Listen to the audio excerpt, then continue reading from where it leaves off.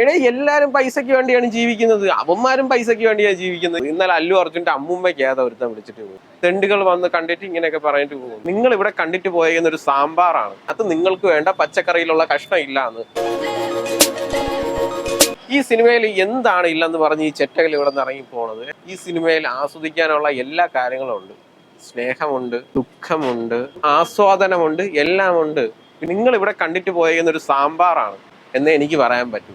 അല്ല, നിങ്ങൾ ഇവിടെ കണ്ടിട്ട് പോയത് ഒരു ചമ്മന്തിയല്ല, സാമ്പാറാണ്. നിങ്ങൾക്ക് വേണ്ടുള്ള എല്ലാ പച്ചക്കറിയിലെ കഷ്ണങ്ങളും ഈ സിനിമയ്ക്കകത്തുണ്ട്. ഇല്ലെന്ന് നിങ്ങൾക്ക് പറയാൻ പറ്റും? ഈ പടം കണ്ട ഏതെങ്കിലും തെണ്ടികൾക്ക് പറയാൻ പറ്റുമോ ഇതിനകത്ത് നിങ്ങൾക്ക് വേണ്ട പച്ചക്കറിയിലുള്ള കഷ്ണം ഇല്ല എന്ന്? പറയാൻ പറ്റത്തില്ല. നിങ്ങൾക്ക് വേണ്ടിയുള്ള എല്ലാം അതിനകത്തുണ്ട്. ഒരു വലിയ സിനിമയുടെ നടുക്കുള്ള ഭാഗമാണ് പുഷ്പ 2 എന്ന് പറയുന്ന ഒരു സിനിമ. ഈ സിനിമ ഇതോടുകൂടി അങ്ങ് നിർത്താം എന്ന് കുറെ തെണ്ടികൾ പറഞ്ഞിട്ട് പോയി. ഇത് നിങ്ങൾ ചെറിയൊരു കത്തോ അല്ലെങ്കിൽ വേറെ വല്ല ടെലഗ്രാമോ ഈ പറയുന്ന ഈ പടത്തിന്റെ ഡയറക്ടർക്ക് എഴുതി അയക്കണം. ഇങ്ങനെ എല്ലാരും പൈസയ്ക്ക് വേണ്ടിയാണ് ജീവിക്കുന്നത്. അവന്മാരും പൈസയ്ക്ക് വേണ്ടിയാണ് ജീവിക്കുന്നത്. ഈ പറയുന്ന അല്ലു അർജുൻ എത്ര രൂപയാണ് ഈ പടത്തിന് വാങ്ങിച്ചത്? 300 കോടി തന്നെ. നമ്മുടെ ഇന്ത്യയിൽ തന്നെ ഏറ്റവും സിനിമയ്ക്ക് പൈസ വാങ്ങിച്ച വ്യക്തി ആരാണ്? അല്ലു അർജുൻ തന്നെ. അവനും ജീവിക്കാനാണ് ഇതൊക്കെ ചെയ്യുന്നത്. ഇന്നലെ അല്ലു അർജുന്റെ അമ്മൂമ്മയ്ക്ക് ഏതാ ഒരുത്തൻ വിളിച്ചിട്ട് പോയി.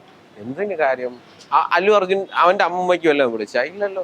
ഇതൊക്കെ വിവരമില്ലാത്ത ഓരോ തെണ്ടുകൾ വന്ന് കണ്ടിട്ട് ഇങ്ങനെയൊക്കെ പറഞ്ഞിട്ട് പോകുന്നു. ഇന്നലെ തൊട്ട് കുറെ നെഗറ്റീവ് റെസ്പോൺസും കാര്യങ്ങളൊക്കെ വരുന്നുണ്ട്. അതേപോലെ ഒന്നും അല്ല കേട്ടോ പടം. നിങ്ങളൊക്കെ വേണമെങ്കിൽ വന്നിരുന്നു കാരണം. ഞാൻ ഈ ഇടയ്ക്ക് ഒരു നല്ല പടം കണ്ടിട്ട് കൊള്ളാമെന്ന് പറഞ്ഞു. പടത്തിന് ഉടനെ തന്നെ ആൾക്കാർ കൊല്ലുമെന്ന് പറഞ്ഞു. അതേപോലെ സംഭവിച്ചു.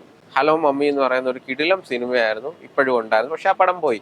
അതേപോലെ ഈ പറയുന്ന പുഷ്പ എന്ന് പറയുന്ന സിനിമയെ കൊല്ലാനായിട്ടാണ് ഇതേപോലെയുള്ള തെണ്ടികൾ വന്ന് ഈ ഒരു സിനിമയെ കണ്ടിട്ട് കാട്ടവരാതൊന്നും എന്തോന്നും മലഞ്ചരക്കെന്നാ ഇങ്ങനെയൊക്കെ പറഞ്ഞിട്ട് പോണത്. ഇതുകൊണ്ട് മാത്രമാണ്. ഇതൊരു നല്ലൊരു സിനിമയാണ്.